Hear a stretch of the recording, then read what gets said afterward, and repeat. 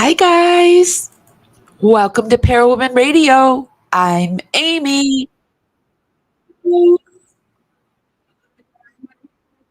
Nichol Kessinger, the sexy empanada in the Watts case.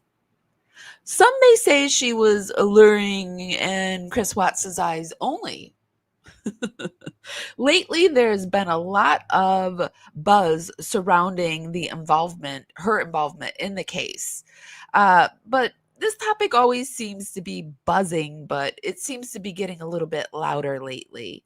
So, what are your thoughts? Did the mistress manipulate the situation? Was Chris capable of orchestrating his own actions? I see both sides. On one hand, he seemed like a complete fool who couldn't pull it all together to save his own life. He would have needed to have a mastermind. But on the other hand, he did commit heinous acts which require a certain level of evil. So I don't know. Let's explore this further. I'm going to roll some credits while we wait for the rest of the Watts Island boaters to arrive. Shout out to my replay crew and my dragonflies. Did you have a good Christmas, my loves? Welcome to Parawomen Radio. I'm Amy. Cavalier's drumming his old guitar again. Words rolling out into our fire. If heaven had wings, I would steal them and fly away with you for a while. Hearing the essence of gratitude, your dreamy little smile on my lips. I miss my cue, but baby, I had you. Miss my cue, but I had you for that day. Here in the blue, I'm falling deep into you.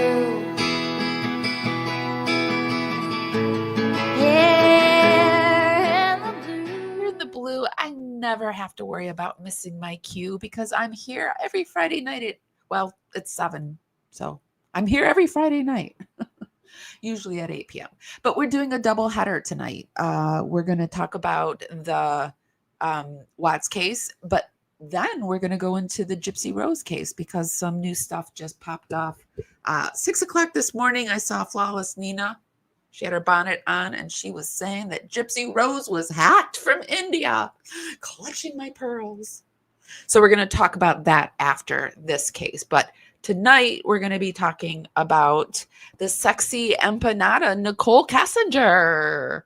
I found something really funny and I wanted to share it with you before we go in because I wanted to play her evil laugh, that evil laugh that she does that made its way around the internet with a fury. It's me. I miss your face. I was just calling to say hi. Call me back. Bye. I was going to play it again, but I think once is enough. I think her laugh sounds a bit mischievous. Never enough. Now let's listen to where she breaks down during her interview with the police. And in doing that, then I found this video, which just made me laugh. It just really cracked me up. Here is this woman saying this. Okay, here's my rant for the day. All of the true crime YouTubers, please, for the love of God, stop using NK's baby child voicemails that she left Chris Watts. And Bella singing, "My daddy is a hero." Yes, it's sweet and it's sad, but we've all heard it a million times. I was even late learning about the whole Chris Watts issue. I didn't learn about it. So she just really doesn't want to hear the laugh anymore. But this was 4 years ago, so, I mean, I had no idea that it annoyed people. It just makes me laugh really hard when I hear it. Okay, guys. So I have been seeing around the internet new evidence that is revealing that Nichol Kessinger's involvement. I don't know if it's true or not, but we're going to look into it. What do you guys think? Do you think she was involved? I flip-flop. Sometimes I'm like, yes, she was involved. And then other times I'm like, well, I don't know. I really don't know. I don't know. And then other times I'm like, yes, she was involved. So let's see where I'll be after this. So what we do here is we will put the link to everything we view during this live down in the YouTube show notes. Often I will speed things up. I'll talk over it. I won't show everything in its entirety. I do this for fair play use, but never you fear. We always cite our sources here. So this is Behind Criminal Minds. They do seem to do a lot of Watts stuff, and they seem to be doing this deep dive series. Chris Watts' new evidence reveals Nichol Kessinger's involvement. Chris Watts' former cellmate Dylan Tommen released a new book series that claimed Nichol Kessinger was directly involved in the crimes that Watts committed on August 13th, 2018. My name is Dylan Tommen. And my DOC number is 504789. And Chris Watts is my brother and my co-author. Tommen's books offer new insight into the potential motivations and mindset of Chris Watts, providing us the first detailed accounting of Kessinger's purported influence leading up to the crimes. With the books even going on to assert Nichol's alleged involvement in the crimes themselves, making the claim that she was present at Survey 319 the morning of August 13th. In today's video, we will continue our deep dive analysis through the timeline of events, relying on the primary evidence and supported facts surrounding the case. And after providing you with a clear picture of what we know happened, we will contrast the evidence against the backdrop of Tommen's version of events, leaving it to you to decide if his new claims ring true, with the ongoing hope that as we continue to uncover each layer of the evidence, that justice will soon have its day. This is In Search of the Truth, part 2 of the Chris Watts Deep Dive series. When we last met, we revisited the final 2 weeks leading up to the morning of August 13th, 2018. The discovery records provided insight into the trials and tribulations that Shanann faced during that time, as she desperately tried to find a way to restore a marriage that Chris was already bound and determined to destroy. But just out. Okay, so it looks like I'm coming into a part 2, but it doesn't look like it matters because hopefully at the end of this, they will wrap it up like they said they would. Hours after Chris would enact his cruel. Be sure to give this live a thumbs up. It helps us go out into the algorithm, party out there, bring more people back. It's just a free way to help me out. And unfathomable crimes. His vain attempts at secrecy would unravel under the weight of Shanann's family and friends, who from the very beginning would not relent. They were determined to hold Chris Watts accountable for the truly monstrous acts that he had already committed. But it's in this retrospective that we remember and affirm that no victim deserves the crimes perpetrated against them, and no amount of influence. Let's see if I can move us forward to get us more towards the end where we want to be. Because I have a few more videos I want to look at as well. This isn't our only video tonight. Absent of any meaningful contrition for his actions, was about to be put on full display the evening of August 13th, when he would get on the phone with Nichol Kessinger for the last and final time. In 2015, I underwent a major spine surgery after a serious car accident that completely totaled my vehicle. Just days after my surgery, the insurance adjuster called to tell me that they would not be covering the cost of my expensive surgery. Despite the fact that I had provided the insurance company everything that they had asked for, and the fact that the accident wasn't my fault, the adjuster made the decision that my medical bills would not be covered. One of the dark secrets about many insurance companies is that they will go to great lengths to avoid paying you what your case is worth, and way from potentially changing. Just after 9:48 on August 13th, the day of the crime, Chris Watts called Nichol Kessinger, and the two would initially speak for about 50 minutes. 30 minutes later, Nichol would call Chris this time, and they would speak for 52 minutes. Later that night, from 12:08 to 2:18 a.m., the two would speak off and on for an additional 54 minutes. And to those counting, that would mean that from 9:48 p.m. until 2:18 a.m., a span of just about 6 hours, Chris and Nichol spoke for a combined total of 2 hours and 36 minutes. And just wait. And so I'm always, this what makes me lean towards she did something, because, and yet she couldn't remember 2 hours and 36 minutes of conversation, but she can remember their conversation from 6 weeks ago or whatever. Wait till you hear what Nichol Kessinger says when she's asked to recall their discussion that evening. On Monday night, so a couple things. I told you he had like texted me, and then at the end of the night, he had called, or I called. I think he called me, but either way, we were on the phone with each other. And like at some point when we were on the phone, he was like, do you want to FaceTime? And I remember I was laying in bed, and I was just like, you know what? Okay, let me turn on the light. And I remember I turned on the light, and we FaceTimed. And when we FaceTimed, he didn't really say much. Like, it was almost kind of awkward. I don't even know why I didn't think of this earlier, but it was very short too. It was super brief. And like, what's short? What is short about 2 hours and 36 minutes? That's like torture for me to be on the phone for that long. Short, like a couple of minutes or 30 minutes? Oh no, I thought it was only probably like less than 5 minutes. I think it was only like a couple of minutes. Okay. Now, without context, listening to Nichole's interviews with Detective Kobach can be so deceptively benign. If you didn't know the details surrounding that evening and everything leading up to it, if all you heard was her talking about her conversations with Chris that night, I could understand why many people made the wrong first impression and assumed that she was not involved. But as they say, the devil's in the details. So let's keep listening. I think we were like talking a little bit, but he was laying down on a mattress that didn't have any sheets on it.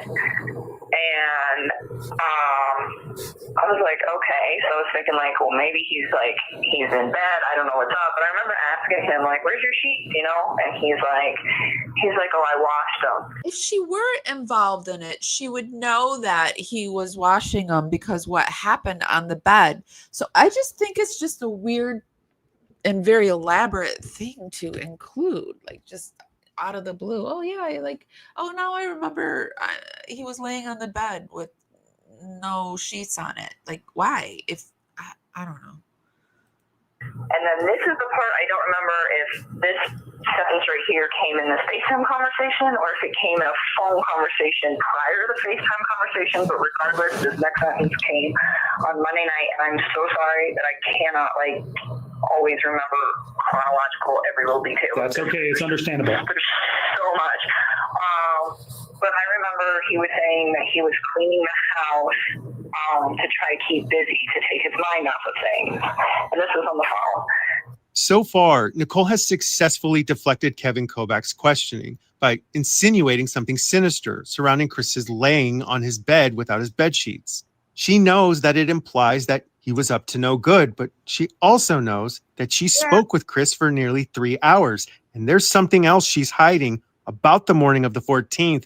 I guess that's a point. If she is the mastermind and she's thinking ahead, then yeah, that makes him look really bad. Like, it really seems like what nefarious went on that bed, right? So yeah, that's a good point. She's praying Detective Kobach won't bring up. I didn't honestly think that much about it originally because that man is always cleaning. Like, he's very, very organized, meticulous, clean individual. Like, he's the type of guy that will vacuum his whole house one week, and if there's rooms that don't get used, he'd vacuum again the next week just because. Yeah, this whole situation, I feel like you can read it one way, but then you can come right behind it and be like, oh, but why did he do this? Like, is he the mastermind or isn't he the mastermind? Is he just an idiot flying blind, or what is he? I don't know. But wash the kid's sheets, but not his, and the pillow slip. Strange. And then threw some away.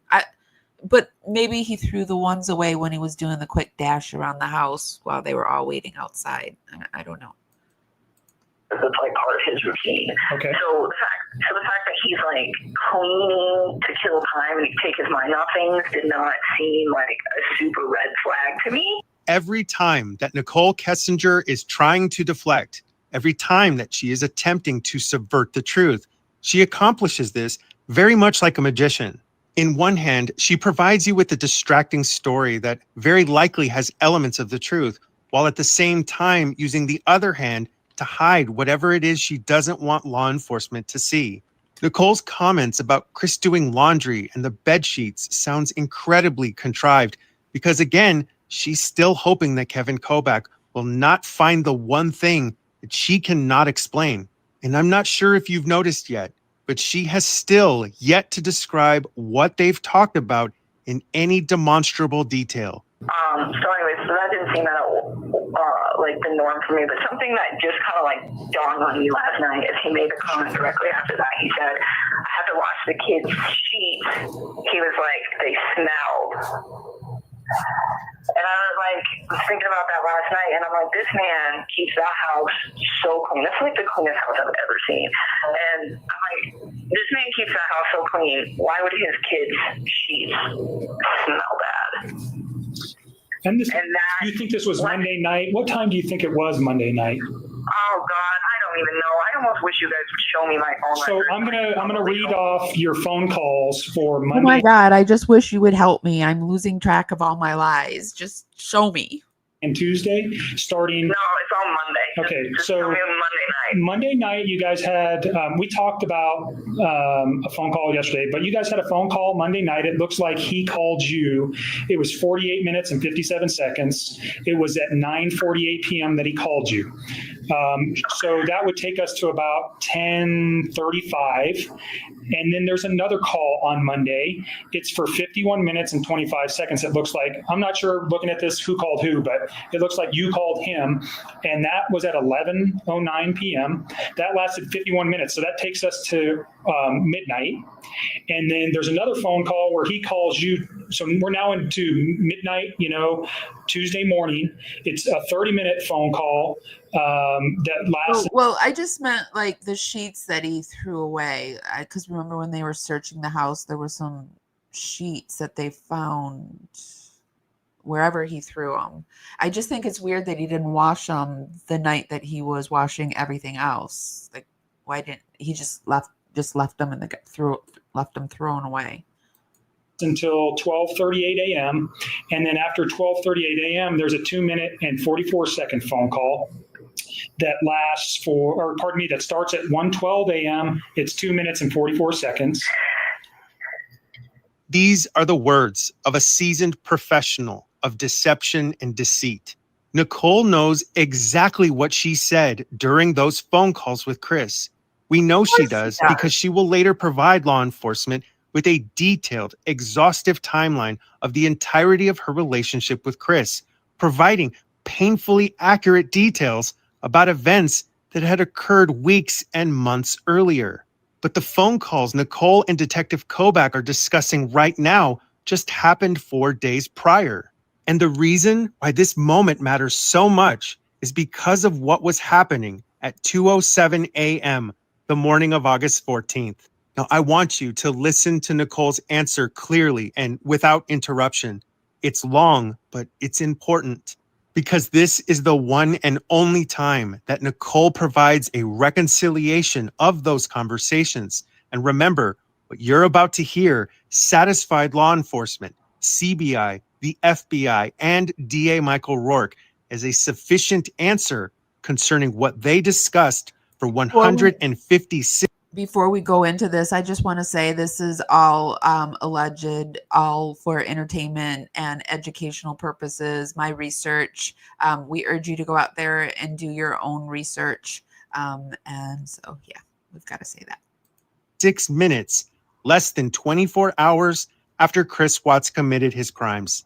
So yeah, so I would almost, this is just me, but I would go get my text messages with him from that night, and I would like sync them up to that like time frame because there was texting in between that. So I think what happened is he called me on that first call, and then there's that gap between the first call and the second call. In that gap, that was when we FaceTime for a few minutes, and that was when I got up out of bed because I was just having trouble sleeping, and I was like, I went and did laundry. That's what I did. I went like I just put some clothes in the dryer, and then I think I called him back, and then we continued to talk. So that little gap right there between those two big phone calls at the very beginning of the night, I mean, not the very beginning of the night, but the big ones at the first two. So in between that gap, there's like a quick FaceTime. So you think that 2 minute and 44 second is the FaceTime? The one at the very end? Yeah. Well, so there's I don't even think the FaceTime's on there. Okay, Because the FaceTime occurred in between those two big phone calls. That Okay. I know.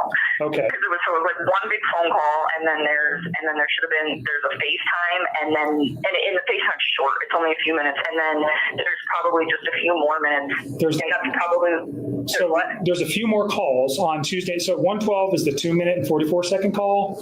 That lasts till approximately 114, and then there's a long gap until 150. So another 45 or 35 minutes, and then there's a 7 minute phone call. That phone call lasts till 1:58 a.m. And then there's a 10-second phone call at 2:07 a.m. followed by I think he calls you and maybe leaves a voicemail or something, or you don't pick up. So there's a 10-second call, and then directly after that there's a 10-minute and 24-second phone call. Oh. Okay, so I'm talking about the two at the very beginning of the two long really ones. Long ones. And is that when he's talking about the kids' Yes, sheets? with the sheet. Okay, so yes. I will help you line this up. Like, I almost want to just come in there and like drop and drag all of my texts to where they were going. And you know what? We may meet and do that here coming early next week. Did you hear what just happened? Nichol was asked several times about her discussions with Chris during their nearly 3-hour-long phone call, and instead of answering the question, she offers to come down there and help fill in the gaps. And guess what? That never happened. But something very important did happen just before 2 a.m. that night of the 14th. While Nichol was speaking with Chris during the call that began at 1:51 a.m., minutes later at 1:58, Chris began receiving a number of phone calls from the Frederick Police Department. So Chris and Nichol got off the phone, and at 2:05 a.m., Chris returned Officer Ed Goodman's phone call from his work cell phone. But mere seconds later, Nichol Kessinger called Chris's cell phone and stayed on the call while Chris was being interviewed by Officer Goodman. This is when they couldn't get through to Chris, and it's believed that the officer was on one phone and Nichol Kessinger was on the other listening, right? Goodman. And the interview we have been listening to between Nichol Kessinger and CBI agent Kevin Kobach took place on the 17th of August, less than 4 days after Nichol eavesdropped on Chris's discussion with law enforcement. And it just happens to be the exact same phone call that would become the very last time that Nichol and Chris would speak again.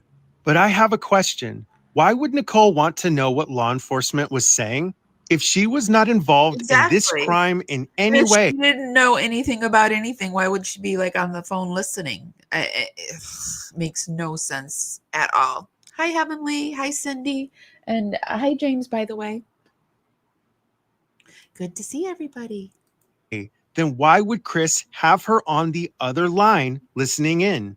Remember, Nichol would claim in her first in-person interview that she didn't even suspect Chris of anything until the following day.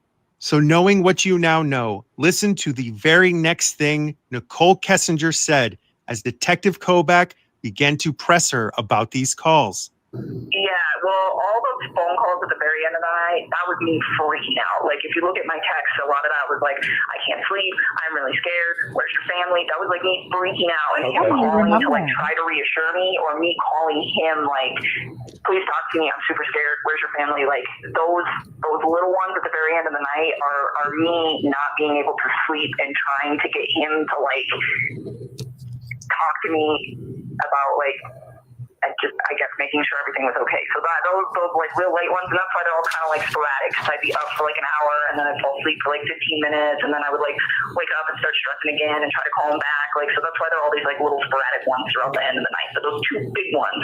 Or you would remember yesterday we something. talked about- You would remember something and then call him back that you forgot to say, right? About the Schmurders. Maybe it was that. Tuesday was mainly text messages regarding your confrontation about his wife being pregnant. Doesn't all of this start to make a lot more sense now? Because again, if Nichol Kessinger isn't involved, I'm starting to think that this is going to be one of those ones where it's not really anything new. It's just a new way of looking at the old. So. Then what would she have to be so scared of? Why is she unable to sleep? Why is she asking Chris to calm her down? If she wasn't involved, then what is she so panicked about? But it's probably not a surprise by now, because immediately after Nichol implicates herself by virtue of her reaction alone, Detective Kobach responds by completely changing the subject. Nichol Kessinger had spent the last 2 months gallivanting around with a man who she knew was married. She never once showed any concern over Shanann's well-being before. In fact, she outright refused to even say her name. But even more importantly than all of that combined is if Nichol was not involved, then she had no reason to suspect that anything had happened to Shanann or the girls during these initial calls. Oh, shoot. Hold on a second. Sorry, guys, I hit the wrong button. If she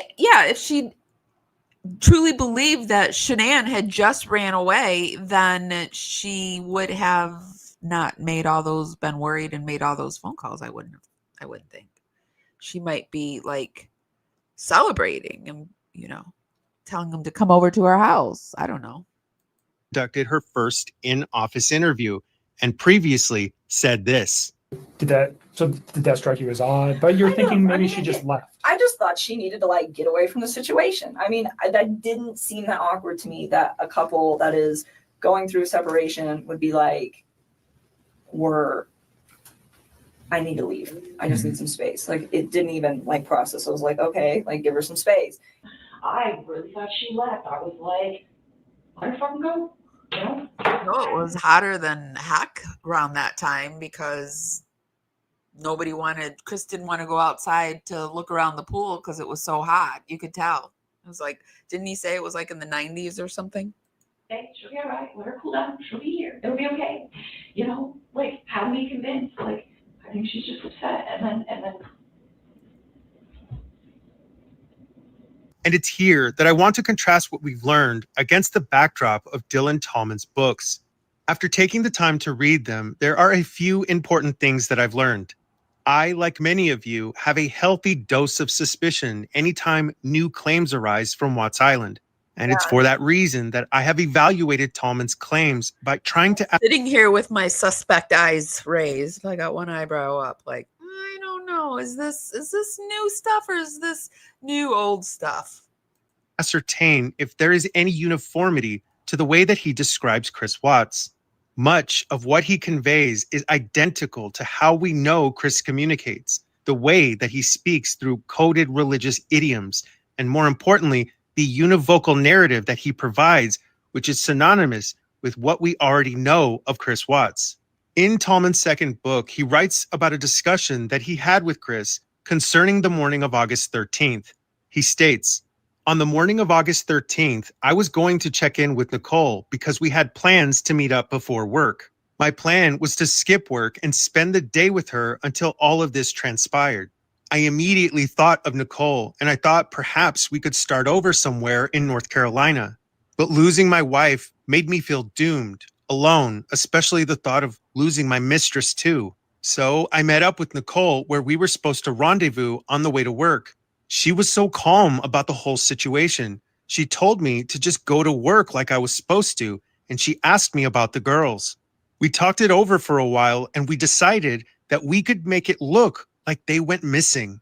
Now, if this account is to be believed, it would mean that on the morning of August 13th, Chris not only met with Nichol, but that she helped encourage and direct him on how to cover it up. Tommen's So that would take out the theory that Nichol actually did the girls, right? Because if she was asking about the girls, because I've always heard that she was the one that did it, like Chris couldn't do it or whatever. So that would take out that theory that he just simply met with her and she knew what had happened, I guess, right? This next segment goes on to say, when Chris was asked what they decided to do with Shanann after he had already committed his crimes against her, Nichol responded by saying that she would take care of it. Later on, Tommen confronts Chris and asks him if he had any help in the commission of the crimes against the girls. Chris responds by saying, "Yes, I did." Tommen asks him, "Did Jezebel help you?" Chris sighed, and eventually he responded, "Yes." Okay, well, then that makes no sense then. Why would she meet up with him and ask about the girls if she helped with the girls?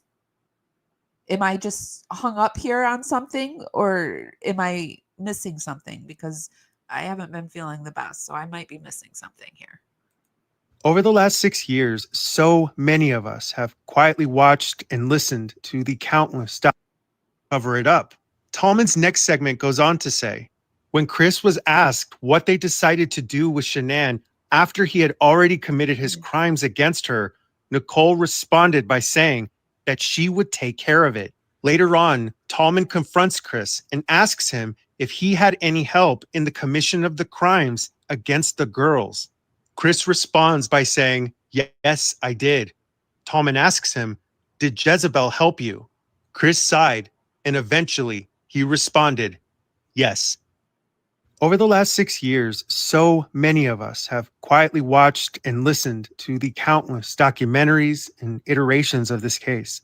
Every single time we are reminded of these moments, we grieve with her family, knowing the unimaginably heavy price they continue to pay for a crime that should just never have happened.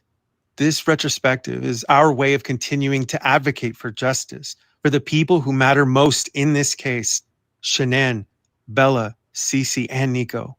But we also want to remember all of the victims of violent crime that happens all over the world.